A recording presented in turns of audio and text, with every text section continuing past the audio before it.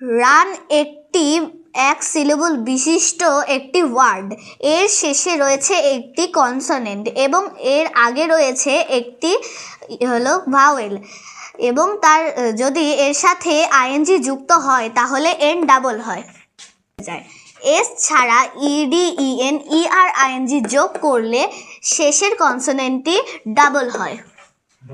Stop একটি এক syllable বিশিষ্ট একটি ওয়ার্ড।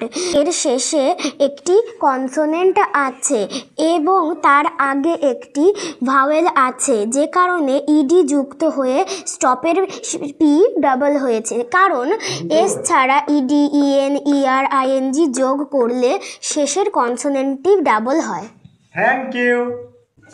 স্টপ এক সিলেবল বিশিষ্ট একটি ওয়ার্ড এবং এর শেষে একটি কনসোনেন্ট আছে এবং কনসোনেন্টের আগে একটি ভাওয়েল আছে, এর জন্য ইডি যুক্ত হলে পিটা ডবল হয়।